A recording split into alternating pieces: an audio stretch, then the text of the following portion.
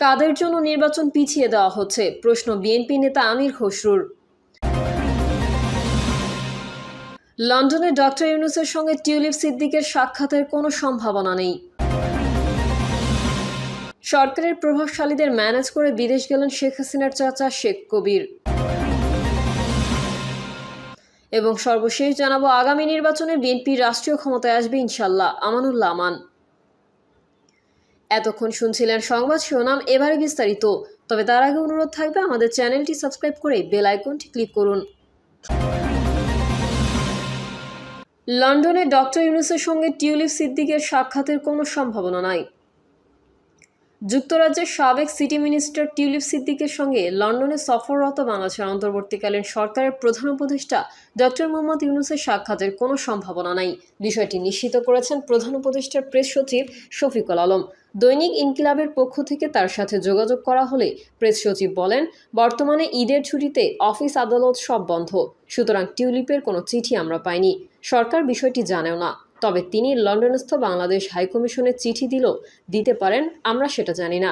ইতোমধ্যে লন্ডনে হাইকমিশনারের কাছে দেওয়া টিউলিপের চিঠিটা আমাদের হাতে এসেছে, যেখানে টিউলিপ সিদ্দিক চিঠির দ্বিতীয় প্যারায় সারা বিশ্বের একজন খ্যাতিমান অর্থনীতিবিদ হিসেবে ডক্টর ইউনূসের প্রশংসা করে লিখেছেন, আপনি যখন এখানে অবস্থান করবেন তখন আমি আপনাকে হাউস অফ কমন্সে দুপুরে খাবার বা বিকেলের চা খেতে আমন্ত্রণ জানাচ্ছি।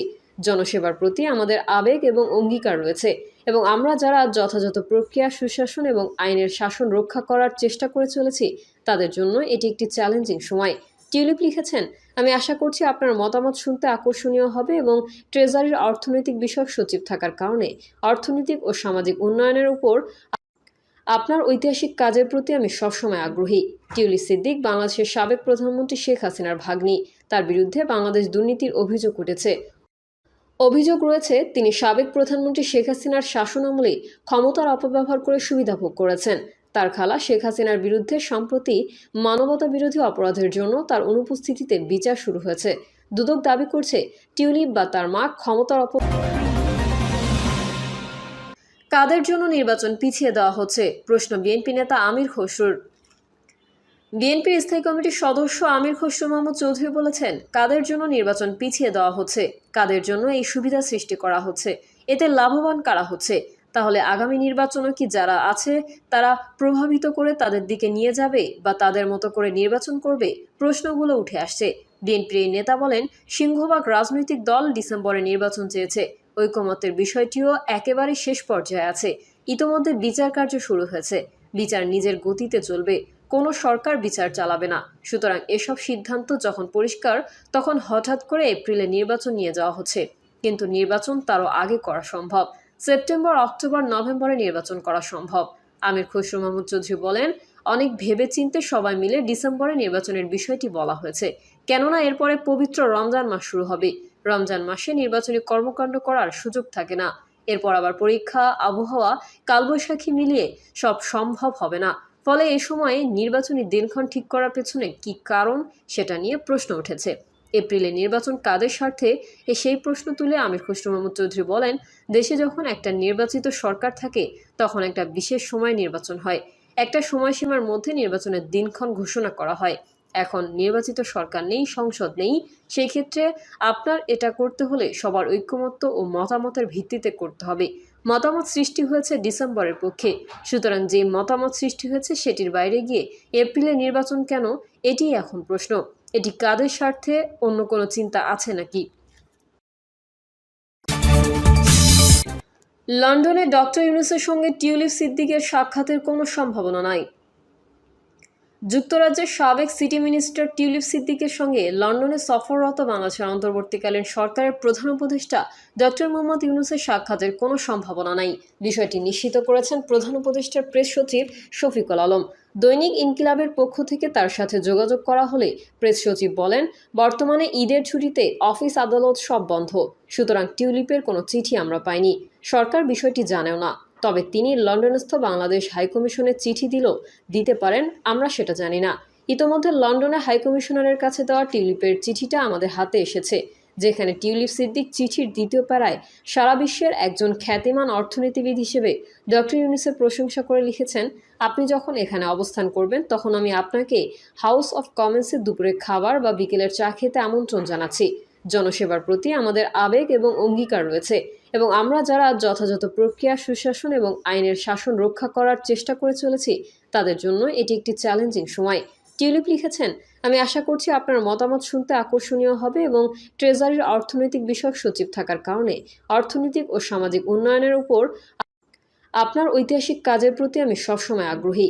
টিউলিপ সিদ্দিক বাংলাদেশের সাবেক প্রধানমন্ত্রী শেখ হাসিনার ভাগ্নি। তার বিরুদ্ধে বাংলাদেশ দুর্নীতির অভিযোগ উঠেছে। অভিযোগ রয়েছে তিনি সাবেক প্রধানমন্ত্রী শেখ হাসিনার শাসনামলে ক্ষমতার অপব্যবহার করে সুবিধা ভোগ করেছেন। তার খালা শেখ হাসিনার বিরুদ্ধে সম্প্রতি মানবতা বিরোধী অপরাধের জন্য তার অনুপস্থিতিতে বিচার শুরু হয়েছে। দুদক দাবি করছে টিউলিপ বা তার মা ক্ষমতার অপব্যবহার ও প্রভাব খাটিয়ে অবৈধভাবে ৭,২০০ বর্গফুটের একটি প্লট পেয়েছেন। টিউলিপ সিদ্দিক এসব অভিযোগ অস্বীকার করেছেন। তার আইনজীবীরা অভিযোগগুলোকে রাজনৈতিক উদ্দেশ্য প্রণোদিত ও ভিত্তিহীন বলে উল্লেখ করেছেন। তিনি দাবি করেছেন এসব বিষয়ে তার সঙ্গে বা তার আইনজীবীদের কেউ এখনও আনুষ্ঠানিকভাবে যোগাযোগ করেনি। গার্ডিয়ানের প্রতিবেদনে উল্লেখ করা হয়েছে, চিঠিতে টিউলিপ সিদ্দিক ও ডক্টর ইউনূসকে লিখেছেন, লন্ডনে আপনার সফরকালে যদি আমাদের সাক্ষাতের সুযোগ হয় তবে আমার খালা সাবেক প্রধানমন্ত্রী শেখ হাসিনার সঙ্গে সম্পর্কিত কোনো প্রশ্নের উত্তর আমাকে দিতে হবে। সরকারের প্রভাবশালীদের ম্যানেজ করে বিদেশ গেলেন শেখ হাসিনার চাচা শেখ কবির। সরকারের প্রভাবশালীদের ম্যানেজ করে অবশেষে বিদেশ গেলেন সাবেক প্রধানমন্ত্রীর চাচা শেখ কবির হোসেন। রোববার সকালে একটি ফ্লাইটে তিনি সিঙ্গাপুরে যান। তার বিরুদ্ধে টাকা পাচার, ক্ষমতার অপব্যবহার ও সরকারি বড় বড় পদ দখল করে রাখার বিস্তর অভিযোগ রয়েছে। ডিআইজি মোয়াজ্জেম হোসেন ইনকিলাবকে বলেন, সরকারের নির্দেশেই শেখ কবির হোসেন রোববার সকালে একটি ফ্লাইটে সিঙ্গাপুর গেছেন। সূত্রে জানা গেছে, ক্ষমতার প্রভাবে গুরুত্বপূর্ণ ২৩ প্রতিষ্ঠান ও সংস্থার শীর্ষ পদে ছিলেন সাবেক প্রধানমন্ত্রী শেখ হাসিনার চাচা শেখ কবির হোসেন। এসব প্রতিষ্ঠান ও সংস্থার মধ্যে রয়েছে শেয়ার বাজারের তালিকাভুক্ত একাধিক বীমা কোম্পানি, সেবা খাতের সরকারি ও বেসরকারি কোম্পানি, বেসরকারি বিশ্ববিদ্যালয় এবং গুরুত্বপূর্ণ অ্যাসোসিয়েশন। শারীরিক অসুস্থতার কারণে এসব প্রতিষ্ঠানের বোর্ড মিটিংয়েও নিয়মিত অংশ নিতে পারেননি তিনি। কিন্তু তার নাম ভাঙিয়ে এবং কখনো ক্ষমতার প্রভাব দেখিয়ে সরকারি নানা সুবিধা পেয়েছেন বিভিন্ন ব্যক্তি। আবার কোনো কোম্পানি দখল করার পর তাকে সামনে রাখা হয়েছে। এসব কোম্পানির নেপথ্যে মালিকানায় ছিলেন বিতর্কিত ব্যবসায়ী চৌধুরী নাফিস শরাফত এবং সরকারের সুবিধা নেওয়া একাধিক ব্যবসায়ী। এসব সংস্থার মূল কাজেও এক ধরনের স্থবিরতা ছিল, কিন্তু বিশেষ সুবিধা নিতে তাকে সামনে রাখা হয়। বেশ কিছু প্রতিষ্ঠান থেকে তিনি নিজেও সুবিধা নিয়েছেন। এছাড়াও একই সময়ে একাধিক তালিকাভুক্ত কোম্পানির উদ্যোক্তা পরিচালক, আবার অন্য একাধিক তালিকাভুক্ত কোম্পানির স্বতন্ত্র পরিচালক ছিলেন বিদ্যমান আইনে যা সাংঘর্ষিক। শেখ কবির হোসেন শেখ মুজিবুর রহমানের চাচাতো ভাই, সেই হিসেবে শেখ হাসিনার চাচা। এছাড়া গোপালগঞ্জ জেলা সমিতির সভাপতি ছিলেন তিনি। এই পরিচয়েই তিনি বিভিন্ন প্রতিষ্ঠানের শীর্ষ পদে ছিলেন। কিন্তু ৫ই আগস্টের পর আওয়ামী লীগ সরকারের পতন হলে বেশিরভাগ প্রতিষ্ঠান থেকে পদত্যাগ করেন তিনি।